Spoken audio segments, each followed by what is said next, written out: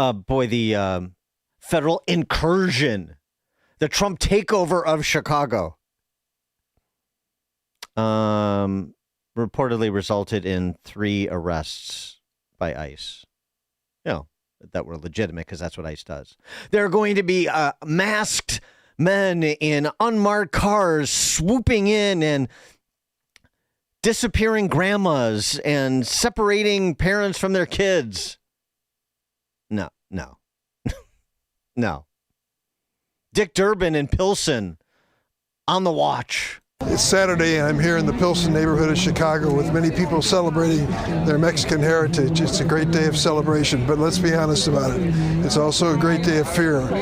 Many families will stay home and not watch this parade for fear of what the federal agents might do to them and their families. It's unfair.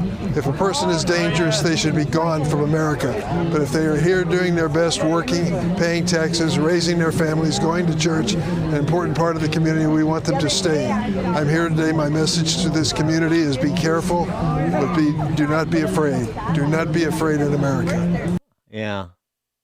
It's interesting because a lot of residents in those neighborhoods with endemic violent crime live in fear every day, and it's not from federal law enforcement.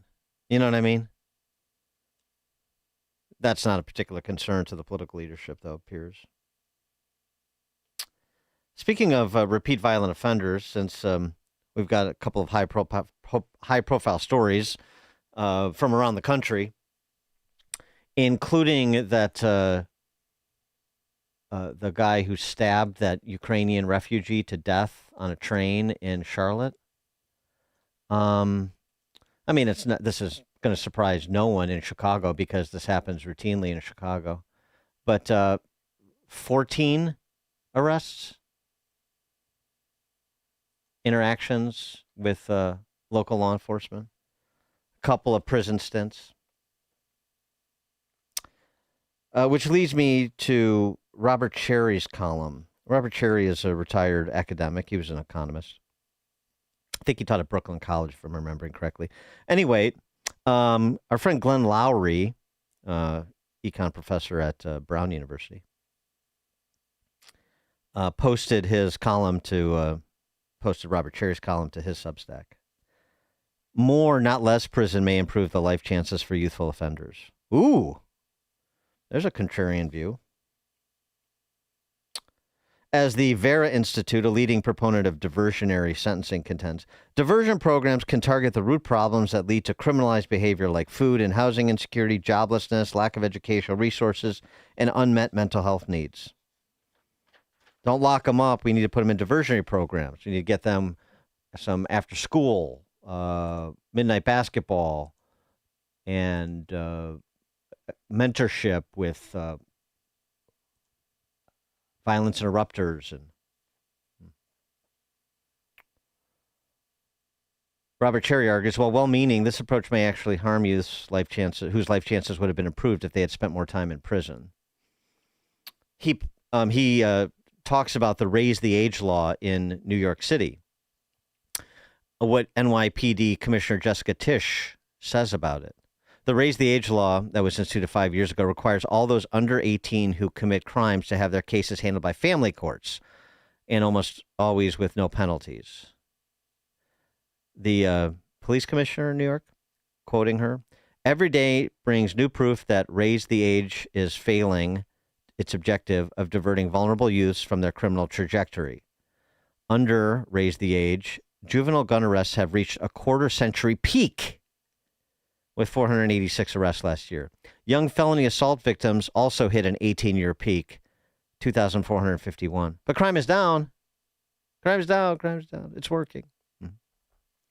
Robert Cherry, Professor Cherry, I support increased prison time for youths reluctantly because too many young men are lost to the street life, and prisons no longer have the same downside they had in the past. He makes the point that most prisons substantially focus on preparing inmates for reentry, efforts at improving educational outcomes. Many states like New York shorten sentences for inmates who complete their high school equivalency degree. The residential drug abuse program in federal prisons with 500 hours of prison counseling also provides job training. National corporations, he argues, have become much more accommodating to ex-offenders who've completed educational training programs.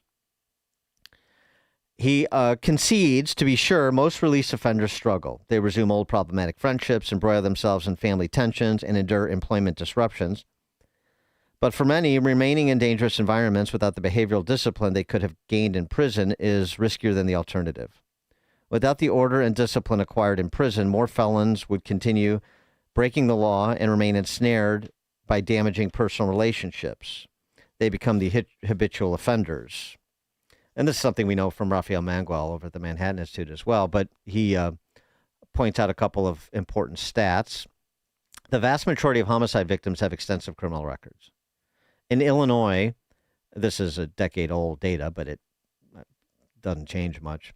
65% of firearm homicide victims had at least one felony arrest. In Baltimore, nearly 90% of homicide victims had criminal records, and the average victim had been arrested 13 times before death. And that the flip side of that is the murderer, as well as the murderees, if you will, long criminal histories, the vast majority. So essentially, Robert Cherry is arguing that we need to change the incentive structure, and his concluding line, even though he understands that this is not fail-safe, there are problems, it is not turnkey. But he argues in pithy summation, these youths need compassionate drill sergeants, not babysitters. They need to pay for their crimes and get a discipline inside prison if their crimes warrant prison time, which in many cases they do, that they're not getting from all of the well-intended government programs and government-funded nonprofits. For more on this, please be joined by Paul Vallas, the CEO of the McKenzie Foundation. Of course, he ran for mayor in 2023, previously served as CEO of CPS. Paul, thanks for joining us again. Appreciate it. Well, thanks for having me. Just a couple of statistics that reinforce everything that you said. CWB tracks the number of individuals who are arrested for murder and attempted murder who are out on felony bail. And from 2020 to 2024, there are almost 400 arrests of individuals who had committed murder, attempted murder, who were out on felony bail. Now, let me point out that the actual number is probably closer to 1,500, 1,600, because remember, they only clear about 5% of the attempted murders, and less than 20% of the actual murders result in arrest. So that reinforces exactly what you were saying. And just to throw out one more statistic, you know, Chicago historically has lagged behind the nation in all the good stats. Chicago always seems to spike in violent crime when the nation spikes, and declines much slower when violent crime is reduced, which is what's happened since COVID and the reopening of schools. Up until January, the decline in murders and attempted murders in Chicago was about half the national rate, except that changed in January. You know why that changed in January?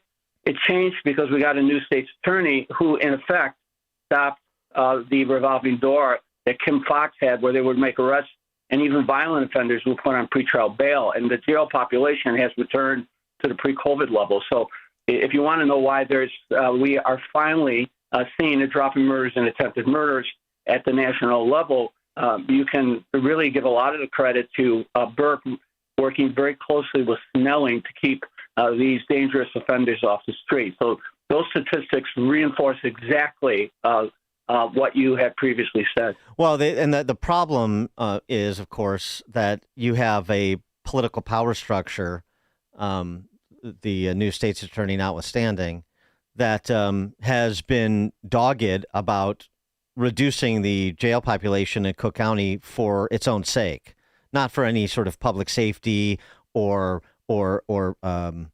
rehabilitation reason, or because things are getting better, but just because they don't want people in prison because they are decarceration ideologues. I'm talking about Tony Preckwinkle and obviously Brandon Johnson and the rest of them. Yeah, well, you have the criminal industrial complex, which I've written about ad nauseum. in the Chicago Contrarian. There's big money to be made on the whole criminal justice reform. I mean, look at the lawsuits filed against lawyers. Chicago alone has half of all the cases of individuals who were released from prison. Many, because of alleged police misconduct that did not involve the state's attorney or the courts determining that this individual, was actually innocent. So they're getting people released who actually committed the crimes, and then half the lawsuits that have been filed and the settlements in the entire nation have come from Chicago alone.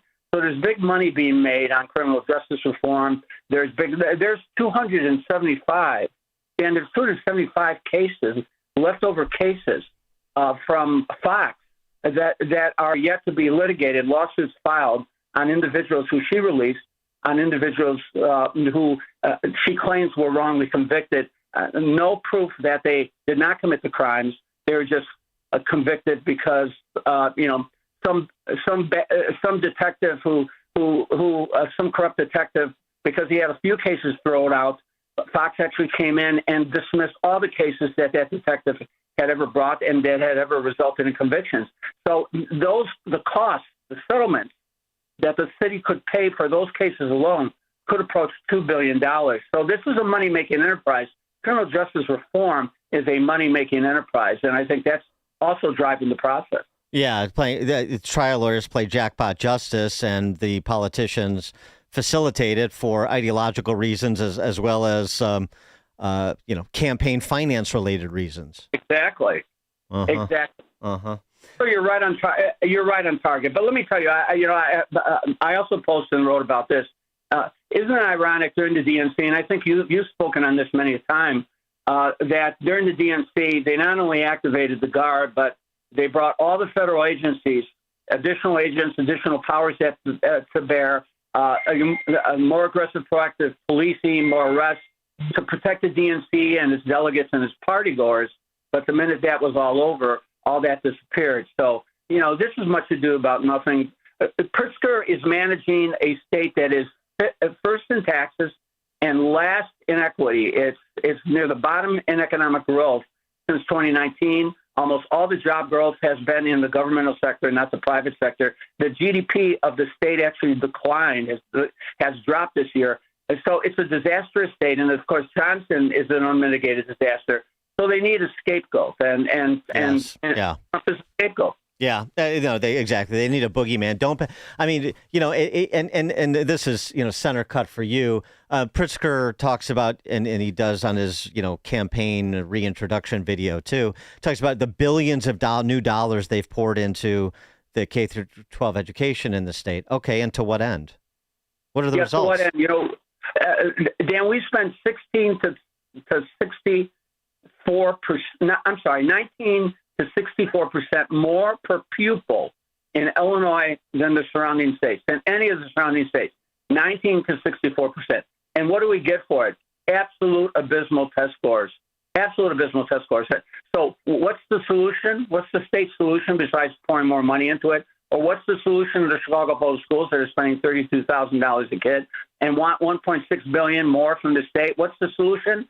And restore social promotion, abandon standards, demonize tests, stop ranking schools for academic performance, just promote students to the next grade level because they're older, and then go out and brag about 76% graduation rates among black students when only 8% are proficient in math and 11% are proficient in reading. That's what we're getting for the $32,000 we're spending per kid in Chicago, and I think the $22,000 to $23,000 per kid that we're spending statewide. Right, and I mean, just a piece of this too from all the hullabaloo over the weekend. Another piece of this is we spent, the estimates from Dabrowski over at WirePoints and others, somewhere in the neighborhood of $1.5 billion over the last fiscal year, on people in this country illegally who are residing in Illinois. In terms of just Medicaid, really, and that doesn't even get into the cost of schooling, mm-hmm. and Chicago has the highest percentage of black residents living in poverty among the top 15 metropolitan areas. So you're spending 1.5 billions of dollars, and that doesn't include the city, billions of dollars for people in this country illegally. Meanwhile, your residents and the people that you spend all the time telling everyone how much you care about are leading the nation in terms of percentage of those residents living in poverty. That's so true. You know, the Vallas did a study of equity, and Illinois was dead last, 50th in equity. And what they did was they looked at economic statistics, and they were comparing the whites with blacks in Illinois. And if you're black, Illinois is the absolute worst state to live in. Actually, Texas, I think, was ranked 11th, and I think Florida was ranked 8th. So you were more likely to have greater equity in these red states than you would in the big bad blue state of Illinois. And those are just facts. So it just goes to show you that whether it's education, whether it's crime, whether it's economic investment, the Illinois' progressive agenda that has been cemented by maybe the most gerrymandered map in the nation, that literally has guaranteed the Democrats veto-proof majorities in Illinois. And of course, I think we had Democratic mayors in Chicago for 100 years. Mm-hmm. At the end of the day, this is what you get from this progressive agenda. The most highest tax state in the nation, one of the most violent cities in the nation, and of course, when it comes to equity and investment, dead last. This is what you get for the tax monies, for your hard-earned tax monies. The more they tell you who they are, the more they're telling you who they are not. I mean, it's just something to witness. Pritzker being as bad, if not worse, than Brandon Johnson. I mean, because Pritzker is just so vacuous. Brandon Johnson is just a useful idiot. Pritzker knows what he's saying is false, and he says it anyway. Paul Vallas is the CEO of the McKenzie Foundation. He also, of course, ran for mayor in 23 and previously served as the CEO of CPS. Paul, thanks for joining us. Appreciate it. Thanks for having me. Have a great day. You too. And Paul joined us on the Turnkey.pro answer line. It's like a hot, steaming cup of information to start your day. It's Chicago's Morning Answer on AM 560. The Answer. Hey, Chicagoland, your trusted friend Jeff here from JeffBuysYourHouse.com. Over the past few months, I've shared how our veteran-led team serves Chicagoland homeowners. Today, I want to share with you what your neighbors are saying about working with us. Like Mary in Downers